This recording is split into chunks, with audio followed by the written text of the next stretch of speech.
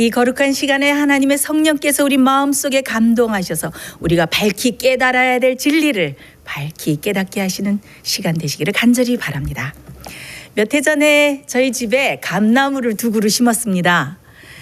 근데 한 나무는 좀 비싸게 주었는데도 한 나무는 좀 시들시들해서 이제 결과가 좋지 않았는데, 또 한 나무는 좀 작았는데도 어느 날 보니까 파란 감나무 열매들이 많이 맺혔어요.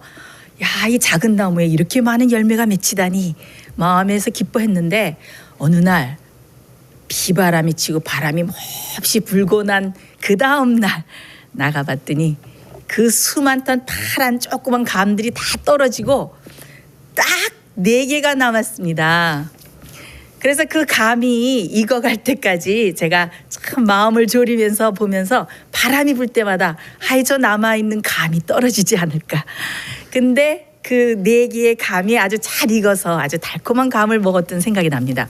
제가 그 감나무, 바람이 불 때마다 그 감나무를 지켜보면서 하나님의 심정을 경험을 했습니다. 제가 사는 이 미국 조지아주에는 복숭아가 아주 유명합니다. 근데 이제 복숭아 꽃이 과수원에 활짝 피고 그다음에 복숭아들이 열릴 때가 되면은 꼭 3월 말쯤 되면 여러분들도 아시죠?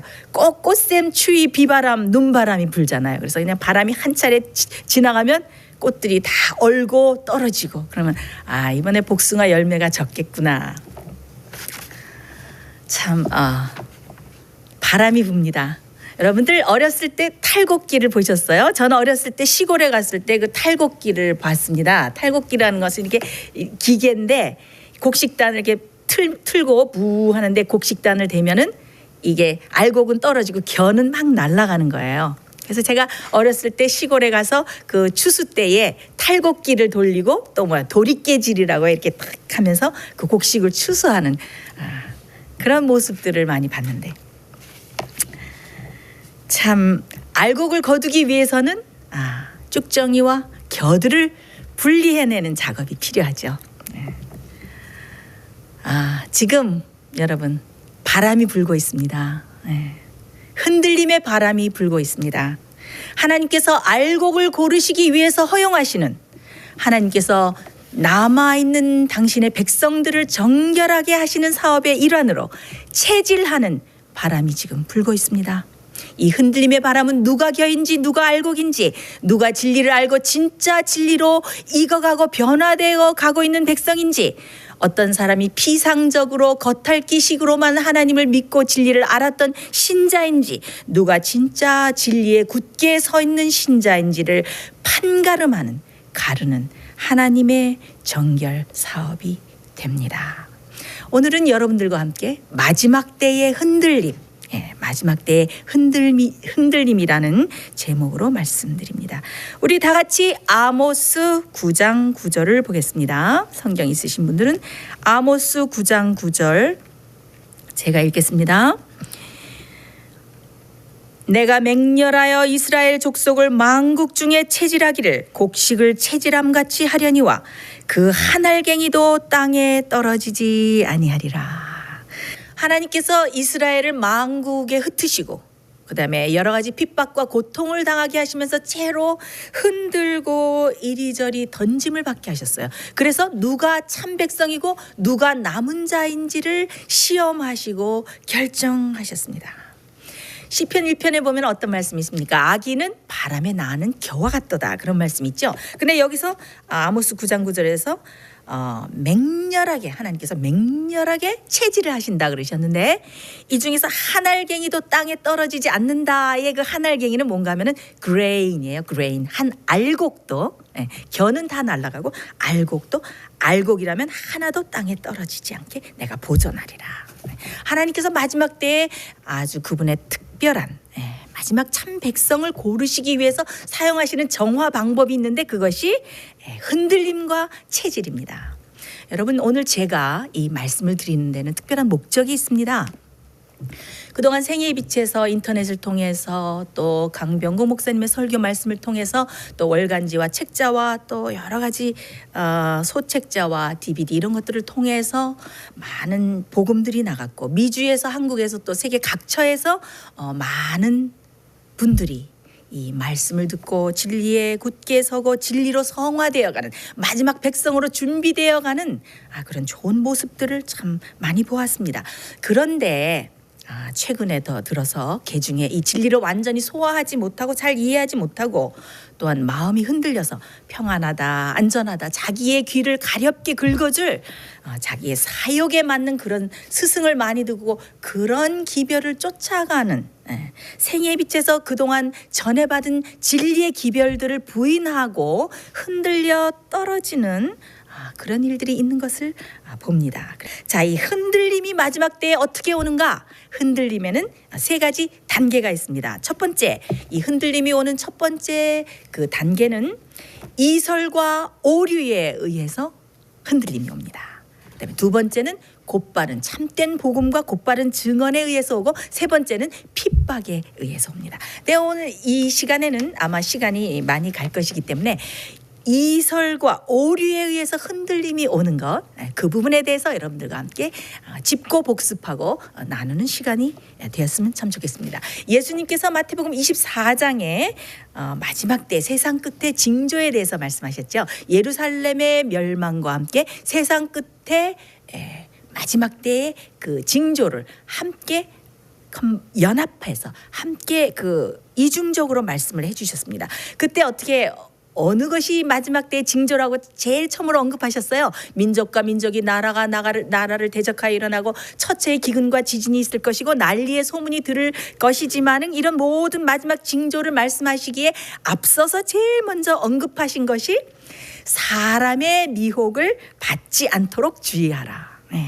마태복음 24장 3절로 5절 제가 빨리 읽어보겠습니다. 마태복음 24장 3절로 5절 예수께서 감람산 위에 앉으셨을 때 제자들이 종용이 와서 가로되 우리에게 이르소서 어느 때에 이런 일이 있겠사오며 또 주의 임하심과 세상 끝에는 무슨 징조가 있사오리까? 예수께서 대답하여 가라사대 너희가 사람의 미혹을 받지 않도록 주의하라. 많은 사람이 내 이름으로 와서 이르되 나는 그리스도라 하여 많은 사람을 미혹해 하리라. 11절에도 보면 거짓 선지자가 많이 일어나 많은 사람을 미혹해 하리라.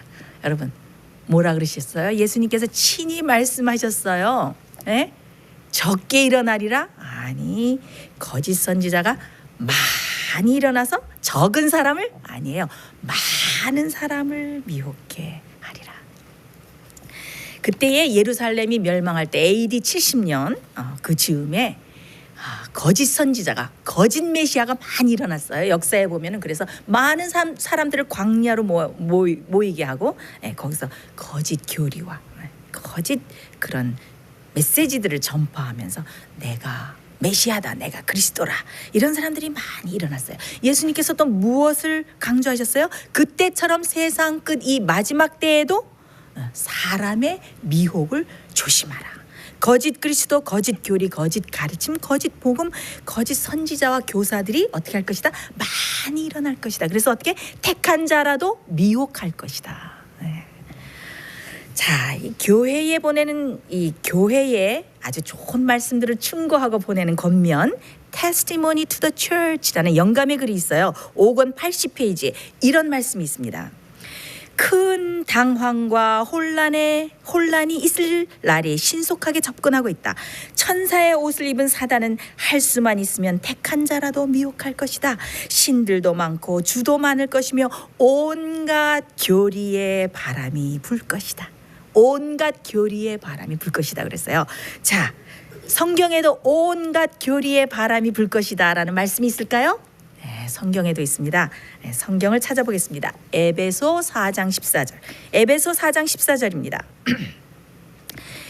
이는 우리가 이제부터 어린아이가 되지 아니하여 사람의 괴술과 간사한 유혹에 빠져 죄송합니다. 모든 교훈의 풍조에 밀려 요동치 않게 하려 함이니라. 여기에 모든 교훈의 풍조가 킹 제임스 버전하고 뉴 인터내셔널 버전 새 번역 그 영어 성경에 보면은 every wind of doctrine이라고 나와요. every wind of teaching.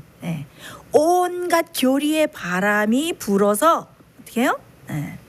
너희가 이 온갖 교리의 바람이 불 때 여기에 밀려서 요동치 않게 하려 함이라. 그렇게 요동치 않고 흔들려 떨어지지 않기 위해서 어떻게 해야 된다? 너희가 장성한 분량에, 그리스도의 장성한 분량에까지 이르러서 하나님을 믿는 일과 그리스도를 아는 일에 장성한 분량에 이르라. 그래야지. 그렇지 않으면 어떻게 할 것이다? 온갖 모든 교훈의 풍조, every wind of doctrine이 불 때 흔들려 떨어져 나갈 것이다. 사도 바울이 그렇게 우리에게 권고해주고 있습니다. 자, 마지막에 얻을 우리가 그 살아계신 하나님의 인을 받는다 그랬잖아요. 그렇죠? 하나님의 인을 받는다는 것은 우리가 하나님의 인과 짐승의 표, 이것을 우리가 공부하면 다 알 수 있지만 하나님의 인을 받는다는 것을 특별히 영감의 글에 우리 연구해 보면 어떻게 나오냐면은 지적으로, 그다음에 영적으로 settling unto the truth이에요. 지적으로 영적으로 진리에 안착해서 다시는 흔들려서 떨어지지 않는 것, 그것을 인을 받는 과정을 그렇게 표현이 되어 있습니다. 자, 여기에 보면은 지적인 것이 먼저 와요. 지적인 것이 무엇이에요? 우리가 지적으로 똑바로 진리를 알아야지 미혹을 당하지 않습니다. 우리가 똑바른 진리의 말씀을 알아야 어떻게 미혹당하지 않아요. 우리가 진리의 말씀을 똑바로 알아야 우리의 영적인 경험이 똑바로 올 수 있고, 감정적인 거짓 신앙에 빠지지 않을 수 있고, 그 다음에 어떻게 해요? 거짓 성령의 운동에 빠지지 않게 됩니다. 오류에 빠지지 않게 됩니다. 우리가 미혹을 당하게 되면 이상하게 거짓을 진리라 그러고 진리를 거짓이라 그래요. 완전히 세뇌가 되면서 이상하게 변하는 것 같아요. 근데 참 이상한 것은 진리를 잘 모르는 사람만 미혹을 당하고 이렇게 흔들려 떨어지느냐? 그렇지 않아요. 참 이상한 것은 진리를 오래 연구했다 그러고 영감의 말씀, 성경 말씀에 아주 능통한다고 하는, 오래 믿었다고 하는 사람들도 미혹당해서 이상한 거짓 그런 신앙에 빠지는 일들이 비일비재합니다. 이제 우리가 이 흔들림에 대해서 계속 말씀해 보면서 제가 조금 언급하겠지만은, 그러면은 이렇게 진리를 오래 받았다는 사람들도 흔들려 떨어지는 이유가 무엇일까요? 우리가 성경에서 그 답을 찾아볼 수 있습니다.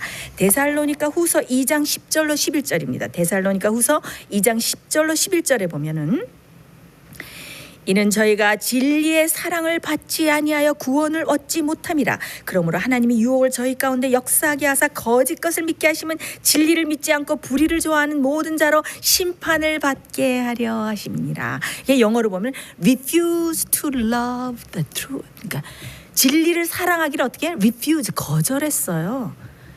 진리를 사랑하기를 거절하는 거예요.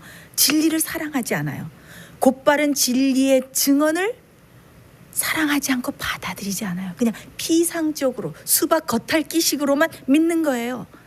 진리를 받아들이기에는 어떻게 해요? 너무 교만해요.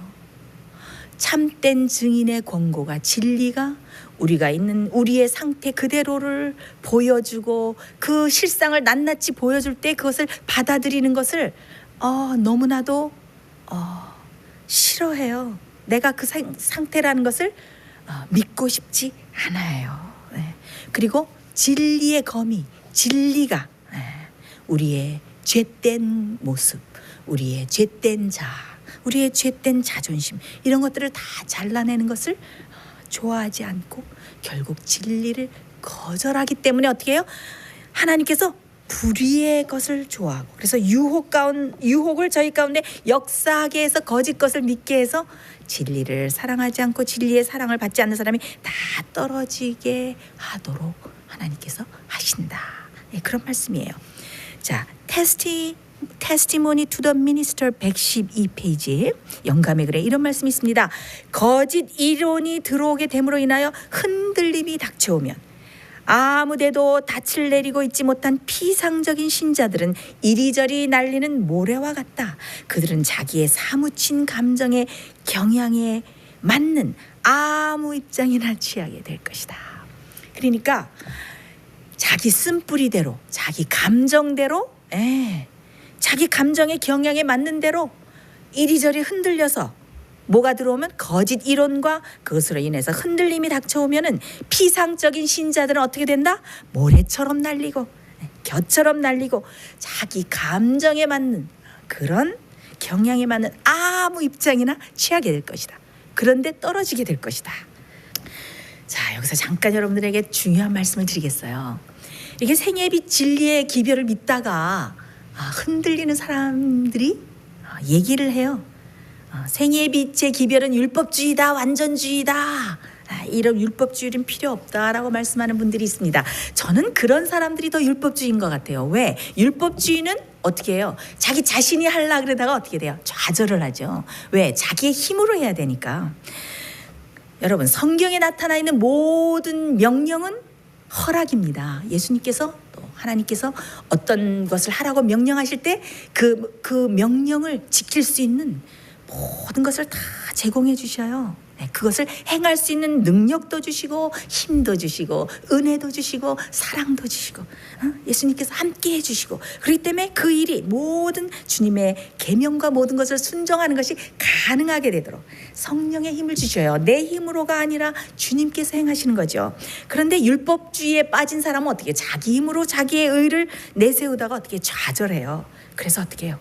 자기의 힘으로 하다가 좌절해서 이것은 율법주의다라고. 그리스도인의 완전에 대해서 벌써 월간지에 여러 차례 다뤘고, 또 여러분 강병국 목사님의 설교에 들어서 많이 연구해서 아시죠? 이 생애비 기별을 아는 분들은. 그래서 이 그리스도인의 완전이란 어떤 것을 다 깨달아서 이룬 경지가 아니고 무엇이에요? 상태. 어떤 상태? 우리가 온전히 100% 항상 매 순간 성령께 순복하고 복종되어서 완전히 굴복해 있는 그 상태에 우리가 어떤 것을 다 이룬 어떤 지점, 어떤 경지에 이르려는 것이 아니라 자기 힘으로 무엇을 이뤄서 어떤 지점과 경지에 이르려고 하는 것이 뭐예요? 그것이 완전주의고 그것이 율법주의예요. 생애 빛에서 가리키는 것은 뭐예요? 온전히 굴복하고, 우리가 처음으로 회개해서 칭의를 받을 때에 그것을 계속 유지시키는 것, 그것을 가리키잖아요. 그렇죠?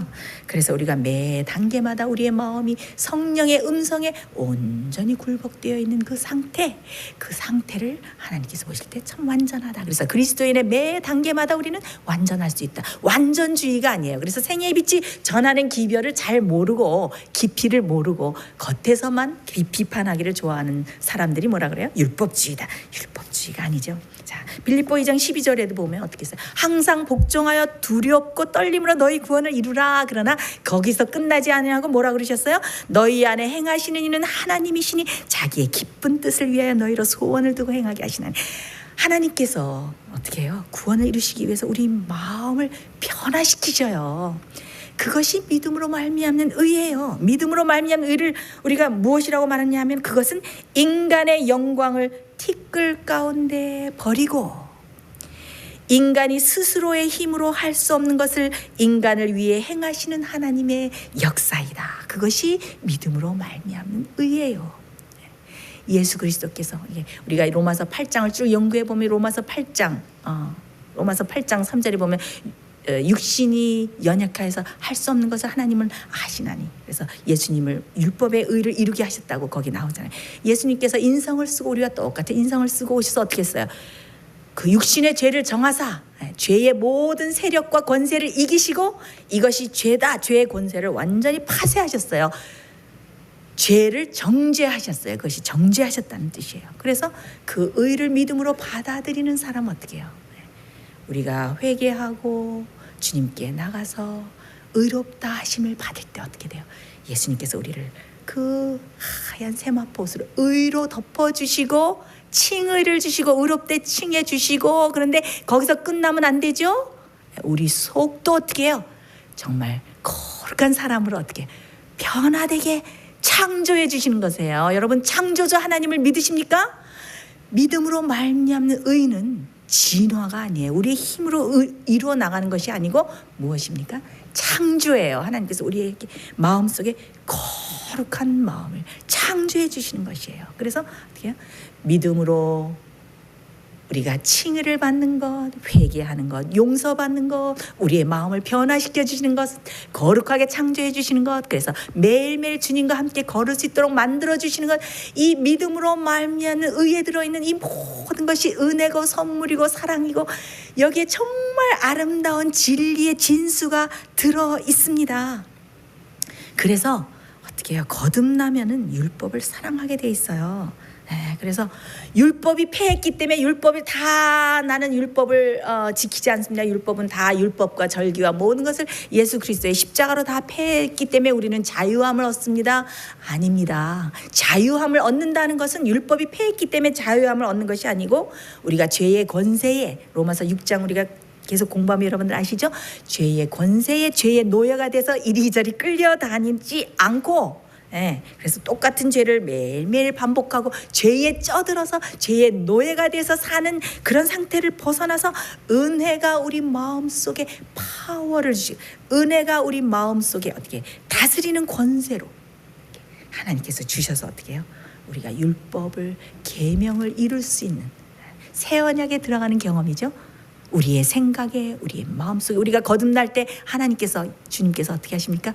우리의 생각에 우리의 마음에 우리의 머릿속에 하나님의 계명을 기록해 주셔요. 네, 그래서 우리가 정말 주님을 사랑하고 죄를 너무 미워하게 되고 우리의 마음속에 어떻게 마음의 방향이 완전히 바뀌는 거예요. 그것이 새 언약에 들어가는 경험이지 율법이 다 폐해서 그래서 내가 자유함을 얻는다 이것이 아닙니다.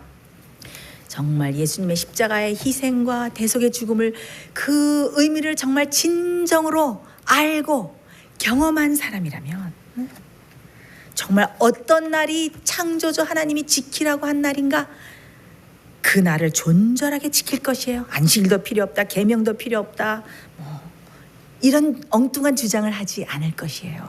그리고 어떻게 해요? 하나님의 성전인 우리의 몸을 거룩하게 보존하고 어떻게 해요? 존절하게 먹고 진리를 순종하는 것이 아주 자연스럽게 되고 그래서 하나님의 계명을 지키고 죄를 승리하는 것이 아주 자연스럽게 되는 이런 것들이 정말 이게 완전히 진리의 고리고리가 맞아서 오는 것인데 여기서 좀 엉뚱하게 여기서 나가는 그런 사람들이 있는 것을 볼 때 참 마음이 안타깝습니다.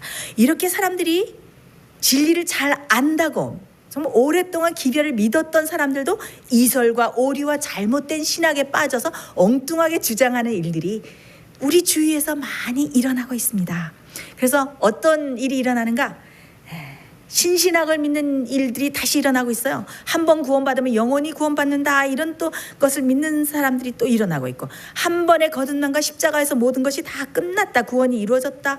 또 관계신학 예수님과 관계를 맺기만 하라. 또 뉴에이지 경향을 일으키고 또 거짓 성령의 그런 운동에 빠지는 듯한 그런 일들이 일어나고 있는 거예요. 또 삼위일체를 부인하고 하늘의 성소가 없다. 하늘의 성소를 부인하고 대속죄를 부인하고 재림 전에 심판을 부인하고 이런 일들이 빛을 많이 받았다고 예수님의 재림을 기다린다고 하는 재림교회 안에서 또 많은 기별을 받았다고 하는 생애의 빛의 어떤 사람들 가운데서도 이런 일들이 다 일어나는 거예요. 여러분들 신신학에 대해서 잘 아시죠?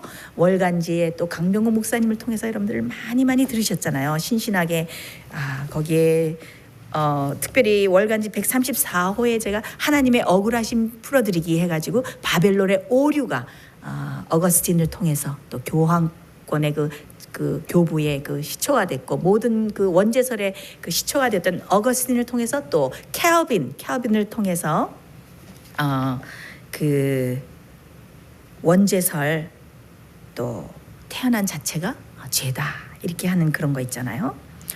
그래서 이런 모든 것들이 그 신신학의 원조가 되고 있어요. 그래서 값싼 은혜로 다 덮어주신다. 이 순종과 또 인간이 해야 될 모든 이런 것들 다 부인하는 일들이 생기고 또 거기서 나온 것들이 파생하는 것이 뭐예요? 한 번의 거듭남, 한 번 구원받으면 우리가 영원히 구원받는다. 이런 오류들이 바벨론의 오류들이 옛날 때부터 벌써 그 이교의 신앙들이 기독교에 와가지고 이 타협하면서 중세기 때부터 그런 오류들이 기독교 신앙에 계속 묻혀서 왔는데 지금 모든 기독교들이 그 바벨론의 오류에서 벗어나지 못하고 다 그것을 그대로 믿고 있죠.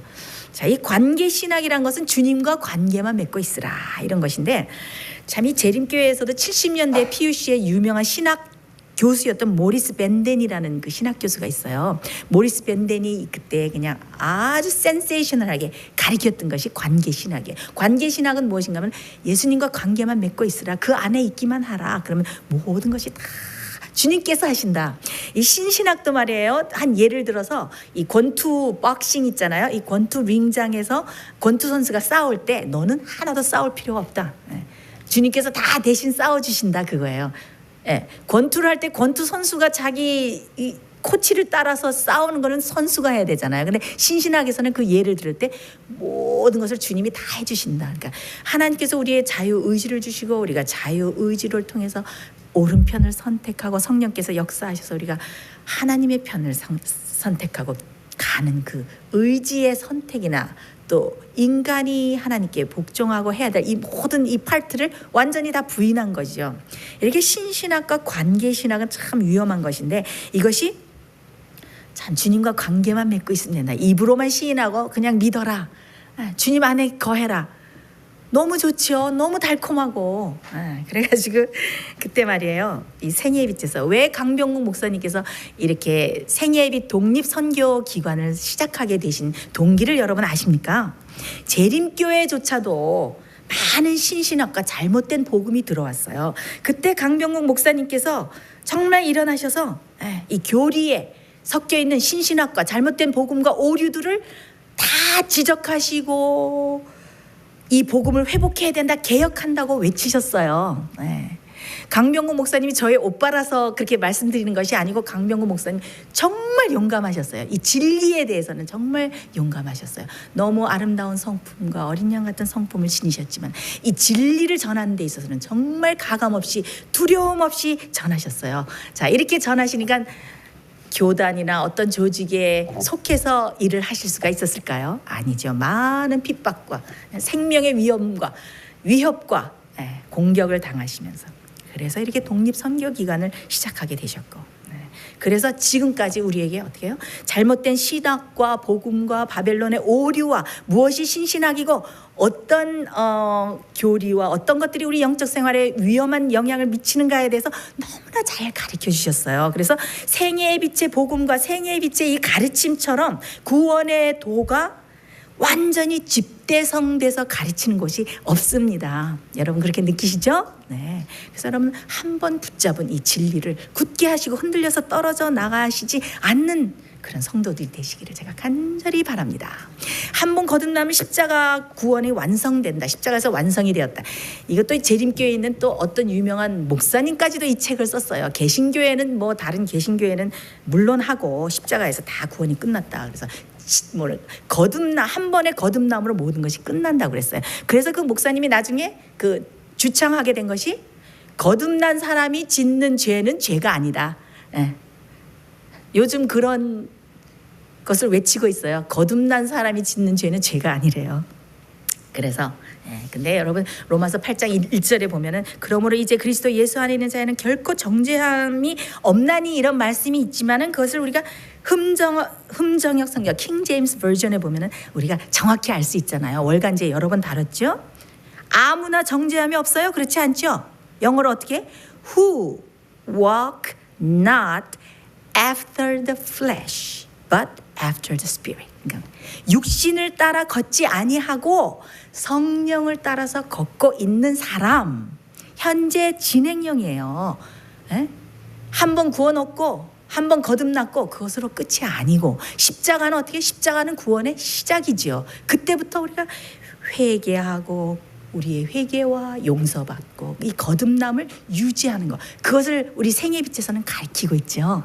여러분 큐티가 굉장히 위험해요. 큐티 아세요? 큐티가 뭐 quiet time 이래가지고 말씀을 묵상하고 주님의 음성을 듣고 명상을 하라 이런 좋은 의미로 되었지만 이 큐티라는 것은 티벳에 있는 라마에 있는 그 승려들이 하던 것이 캐톨릭에 있는 교황권에 있는 그 수도사들에게 들어왔고 그 수도사들의 하는 그 명상법이 큐티 명상법이 기독교 개신교에 들어온 거예요. 큐티가 아주 위험한 거예요. 그럼 여러분 내면의 소리를 들으라.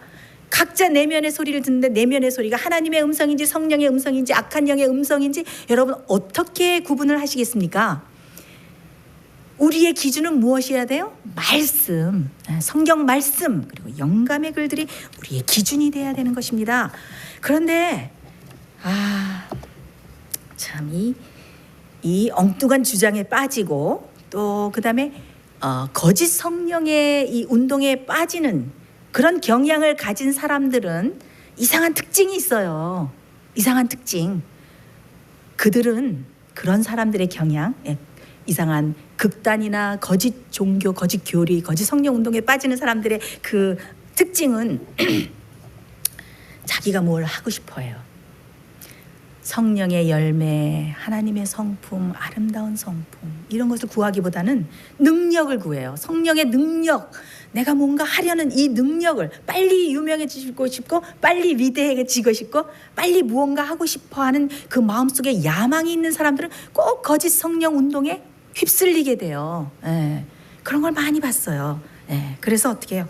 현시, 파워, 내가 뭘 좀 해야 되는데 그런 사람들은 다 이상한 거기에 빠지게 되어 있어요. 그래서 우리는 어떻게 성령의 파워를 구하는 것이 아니라 성령의 열매를 구하고 성령의 아름다운 성품을 구하고 성령께서 내 속에 죄를 지적해 주실 때 회개하고 이런 겸손한 사람들이 되어야 거짓 성령 운동에 빠지지 않게 됩니다.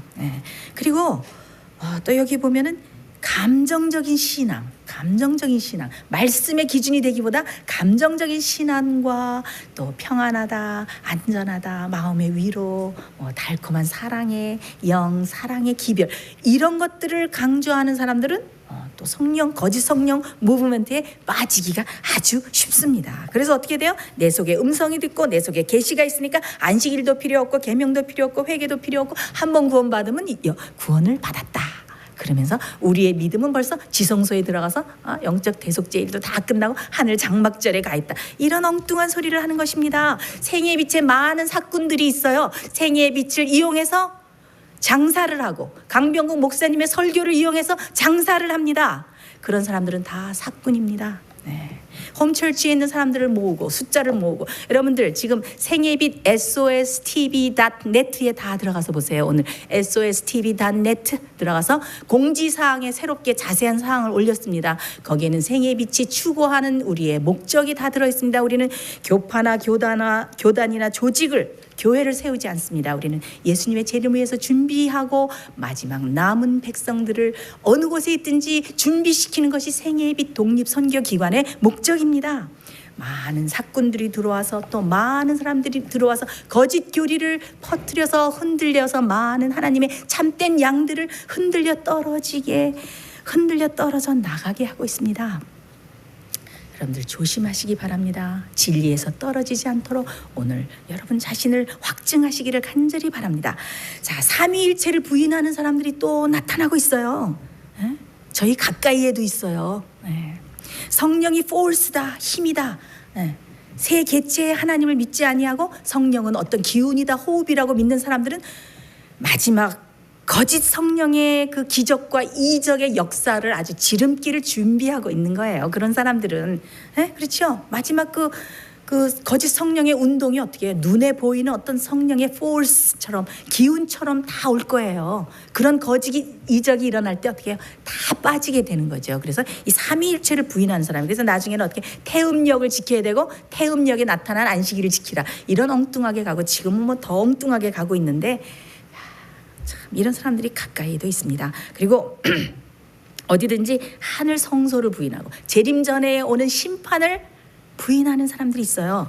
자, 사람들이 근데 벌써 70년도, 60년대 말하고 70년도에 데스몬드 포워드라는 신학 박사가 있었어요. 그 사람이 아주 유명하고 박식한 사람이었는데 그 사람이 하늘에는 성소가 없다라고 가르쳤어요. 그래서 많은 사람들이 그 가르침을 따랐던 그런 역사가 있습니다. 근데 여러분들 이 어떤 많은 신학 그 교수와 목사님들도 재림 전에 우리를 조사하고 체크하는 그런 심판이 있대. 너무 무서워. 여러분, 재림 전에 조사하고 심판하는 그것은 하나님의 자비입니다. 여러분 아십니까?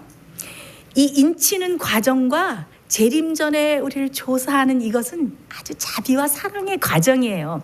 여러분들 그 강병구 목사님의 설교를 들으셨습니까? 제가 설교가 혹시 조금 더 시간이 가더라도 이해해 주세요. 오늘은 좀 조용한 특별한 목적으로 드리는 거니까. 강병구 목사님 설교에서 그 집을 파는 예화 여러분 아세요? 어떤 사람이 저의 집을 팝니다. 이 집에 포함되어 있는 모든 것을 팝니다라고 이 간판을 내걸어서 이제 어떤 사람이 집을 사러 왔어요. 그래서 그럼 집을 하나 둘러봐도 될까요? 그래서 이제 집을 둘러보는데 다락에 가서 다락방에 어디 문을 딱 여니까 거기 아주 비싼 링크 코트가 걸려 있는 거예요. 이것도 집에 포함되어 있으니까 저희가 파는 겁니까? 이거는 아닙니다. 또 이제 안방에 들어가서 그 메슬 침대 밑에 보니까 보석함이 있는 거예요. 거기 보니까 그냥 보석이 많이. 이것도 주시는 거죠? 집과 함께 모든 것을 파신다니까. 이거는 안 됩니다.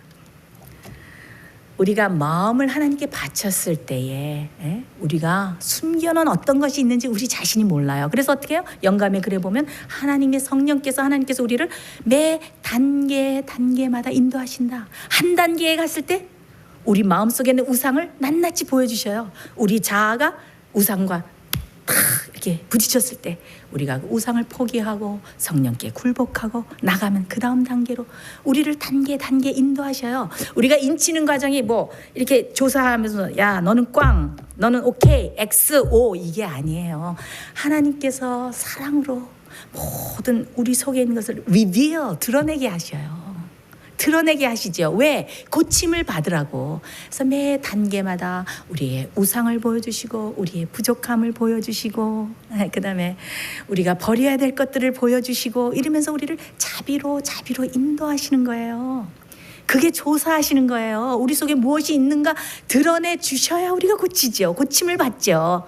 그래서 우리가 그런 것들을 하나님께 하나하나 포기하고 성령께 굴복하고 그럴 때 어떻게 해요? 초에 도장과 형상을 꽉 사귀듯이 왁스에 꽉 어떤 형상이 드러나듯이 어떻게 인이 새겨지는 거예요. 인치는 과정은 하루아침에 딱 찍는 것이 아니고 오랜 기간 동안. 그래서 어린 양이 어디로 인도하든지 따라가는 자며 이게 다 인치는 과정이고 재림 전에 우리를 체크하시고 조사하셔서 우리가 어떤 것을 보완해야 될지 성령께서 다 가르쳐 주시는 거예요.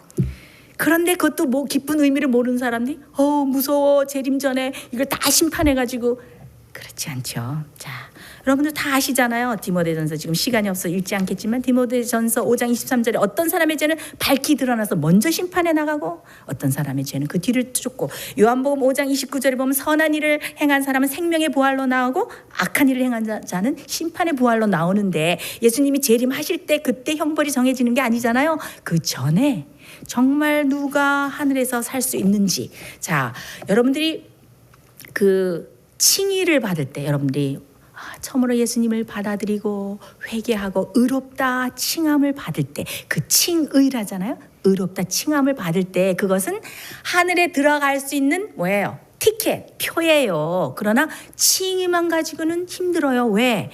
어떤 사람도 그 거룩한 아름다운 하늘나라에 가서 딱 놓으면은 정말 남을 생각하고 너무 이타적이고 자기 생명이 없어져도 다른 사람을 살리기 위해서 그런 충만한 사랑 속에서 사는 그 하늘나라에 불협화음이 돼서 살 수가 없어요.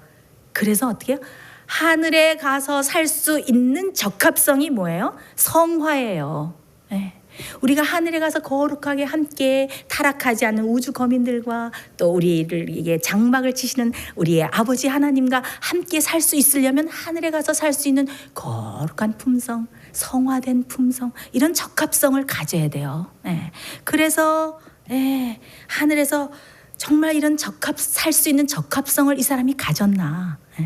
또다시 루스벨이 일어나서 왜 강병구 목사님 또 많은 유명한 설교 많이 하셨죠. 사단이 제일 먼저 고소한 것이 뭐예요? 하나님의 법에 대해서 하나님의 율법은 지킬 수 없다. 불공평한 것이다. 그래서 하늘에는 어떻게 해요? 고소 사건이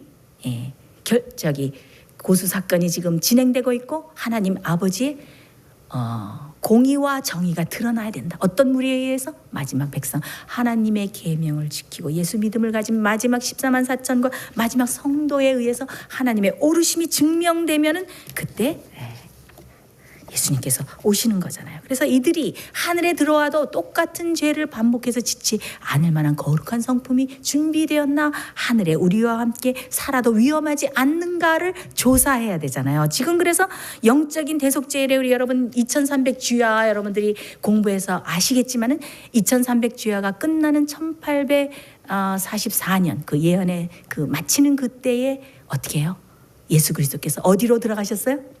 지성소로 들어가셨잖아요. 그때부터 우리의 죄를 중보하시면서 어떤 사람이 하늘에 들어와서 살 수 있는 적합성을 가졌는가, 그때부터 체크하시고 성령을 주시고 이끄시고 그거를 체크하시고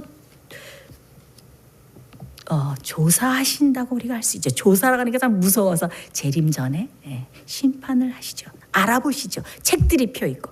그런데 벌써 우리의 죄가 다 도말되어서 하늘 장막절에 가 있다라고 얘기하면 이것은 뭐예요? 시기를 정하는 거예요. 영적인 대속죄일이 언제 끝날지 우리 모르잖아요. 그래서 우리가 존절히 깨어서 지금 하늘에서 정결 사업이 있을 때 이 지상에서도 영혼의 정결 사업을 같이 주님과 함께 하는 그런 정결 사업에 들어가야 되는데, 벌써 죄의 도말이 다 끝났다고 얘기하면 어떻게 되는 겁니까? 그거는 뭐 은혜의 시간이 다 끝나고 예수께서 뭐 그런 하늘 성소에서 이루어지는 모든 그 우리가 알 수 없는 신비한 일에 대해서 뭐예요? 시기를 정하는 거예요. 은혜 시기가 다 마치고 그렇잖아요. 예수님의 중보 사역이 다 끝나고 그렇게 될 때에 우리가 하나님의 인을 받고 늦음이 성령을 받고 그때에 우리의 죄가 도말되는 거예요. 베드로가 그 유쾌하게 함을 입을 것이라 그랬잖아요. 유쾌하게 함을 입을 날이 다가올 것이다. 그래서 이 죄가 도말된다는 것은 정말 하나님을 우리가 너무나 사랑하기 때문에, 내가 죽으면 죽었지 하나님의 계명을 정말 범하지 않겠다, 하나님을 너무 사랑해서, 그래서 그 사람의 마음속에 죄를 지으려는 의도가, 죄를 사랑하는 마음이 조금도 없고 죄를 미워하는 마음과 정말 성령의 능력과 예수님의 그 은혜와 능력을 의지해서 죄를 미워하고 죄를 승리하는 그런 거룩한 성품이 준비된 것을 보실 때 예수님께서 어떻게 해요? 야, 이 사람은 됐다 하면서 그의 의도와 그 마음의 방향과 그 마음의 desire, 소망을 보시면서 어떻게 해요? 그때의 죄를 도말하시는 거예요. 늦음이 성령을 받으시면서. 그래서 우리 뇌 속에서도 죄의 모든 기억을 지우시는 거예요. 그것이 성경이 얘기하는 완전한 죄의 도말이에요.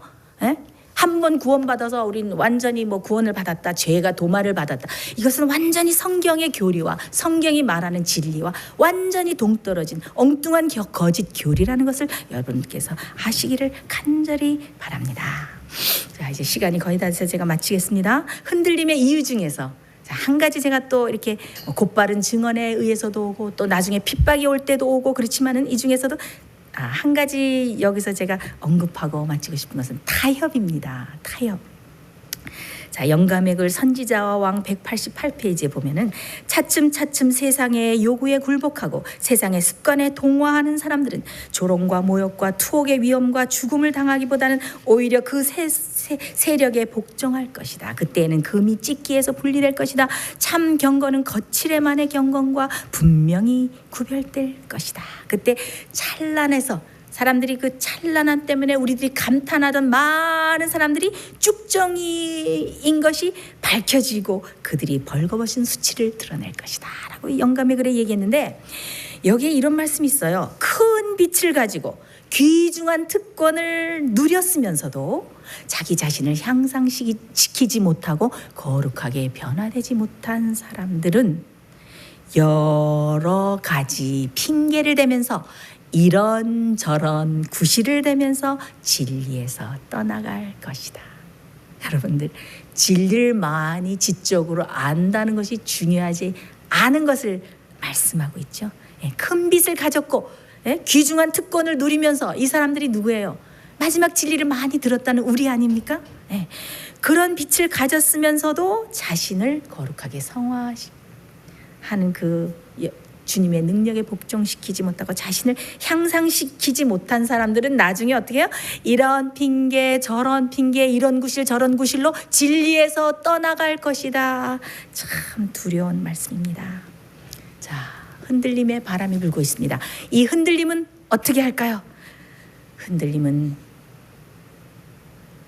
우리가 알곡인지 겨에 바람에 날아가는 겨인지를 구분하는 것입니다. 하나님께서 정결 사업을 위해서 허용하시는 것입니다. 그때의 금은 찌꺼기에서 분리될 것입니다. 누가 경건하고 누가 충성되고 누가 진짜 알곡이고 누가 천박한 금속이고 누가 정말 거룩하고 아름다운 사랑의 성품을 이루었는지, 하나님의 인의 그 아름다운 성품을 이루었는지, 그 모든 것이 흔들림의 결과에 의해서 나타날 것입니다. 하나님께서 맹렬한 체질을 하실 때에 풍성한 알곡이 많이 있는 것처럼 보였던 곳에서 어떻게 해요? 겨들이 구름처럼 날아갈 것이다.